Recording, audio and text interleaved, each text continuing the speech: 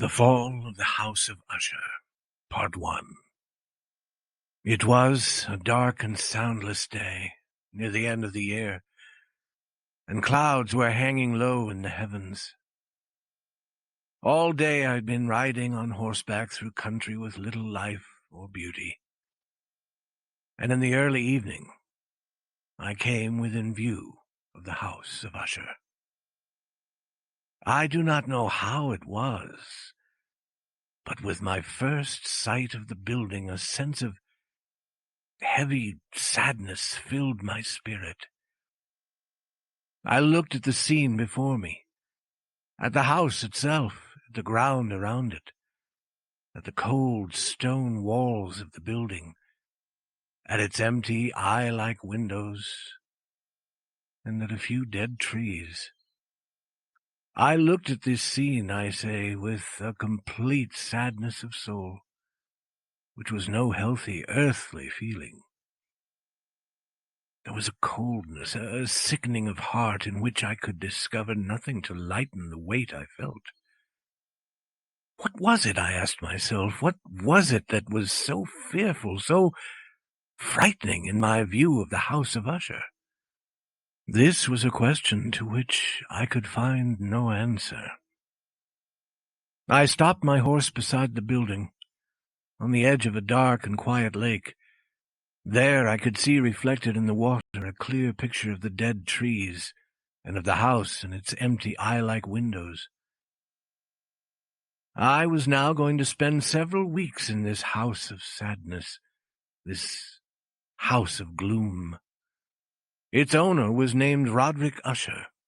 We had been friends when we were boys, but many years had passed since our last meeting. A letter from him had reached me, a wild letter which demanded that I reply by coming to see him. He wrote of an illness of body, of a sickness of the mind, and of a desire to see me, his best, and indeed his only friend. It was the manner in which all this was said, it was the heart in it, which did not allow me to say no. Although as boys we'd been together, I really knew little about my friend. I knew, however, that his family, a very old one, had long been famous for its understanding of all the arts, and for many quiet acts of kindness to the poor. I had learned, too, that the family had never been a large one, with many branches. The name had passed always from father to son, and when people spoke of the House of Usher, they included both the family and the family home. I again looked up from the picture of the house reflected in the lake to the house itself. A strange idea grew in my mind, an idea so strange that I tell it only to show the force of the feelings which had laid their weight on me. I really believed that around the whole house, and the ground around it, the air itself was different. It was not the air of heaven. It rose from the dead, decaying trees, from the gray walls and the quiet lake. It was a sickly, unhealthy air that I could see, slow-moving, heavy and gray. Shaking off from my spirit what must have been a dream, I looked more carefully at the building itself. The most noticeable thing about it seemed to be its great age.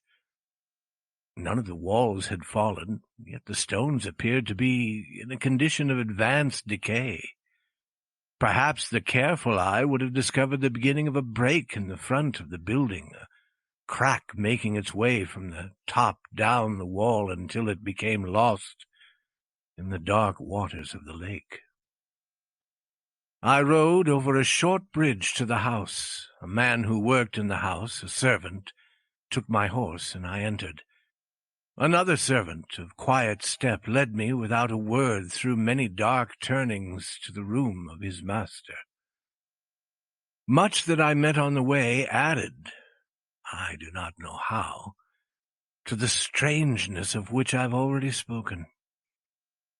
While the objects around me, the dark wall coverings, the blackness of the floors, and the things brought home from long-forgotten wars, while these things were like the things I had known since I was a baby, while I admitted that all this was only what I had expected, I was still surprised at the strange ideas which grew in my mind from these simple things. The room I came into was very large and high. The windows were high and pointed at the top, so far above the black floor that they were quite out of reach. Only a little light, red in color, made its way through the glass and served to lighten the nearer and larger objects. My eyes, however, tried and failed to see into the far high corners of the room. Dark coverings hung upon the walls. The many chairs and tables had been used for a long, long time. Books lay around the room, but could give it no sense of life. I felt sadness hanging over everything. No escape from this deep, cold gloom seemed possible. As I entered the room, Usher stood up from where he had been lying and met me with a warmth which, at first, I could not believe was real. A look, however, at his face told me that every word he spoke was true. We sat down, and for some moments, while he said nothing, I looked at him with a feeling of sad surprise. Surely no man had ever before changed as Roderick Usher had. Could this be the friend of my early years? It is true that his face had always been unusual.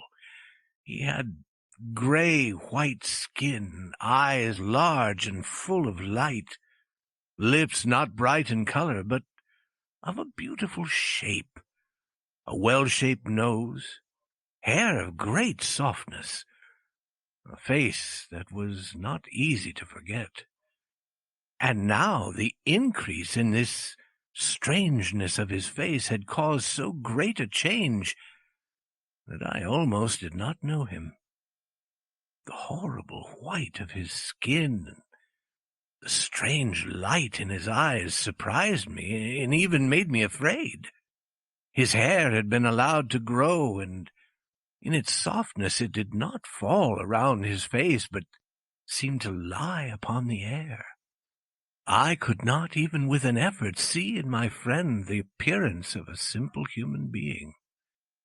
In his manner I saw at once changes came and went, and I soon found that this resulted from his attempt to quiet a very great nervousness. I had, indeed, been prepared for something like this, partly by his letter and partly by remembering him as a boy. His actions were first too quick and then too quiet. Sometimes his voice, slow and trembling with fear, quickly changed to a strong, heavy, carefully spaced, too perfectly controlled manner. It was in this manner that he spoke of the purpose of my visit, of his desire to see me, and of the deep delight and strength he expected me to give him. He told me what he believed to be the nature of his illness. It was, he said, a family sickness, and one from which he could not hope to grow better. But it was, he added at once, only a nervous illness which would, without doubt, soon pass away. It showed itself in a number of strange feelings. Some of these, as he told me of them, interested me, but were beyond my understanding. Perhaps the way in which he told me of them added to their strangeness. He suffered much from a sickly increase in the feeling of all his senses.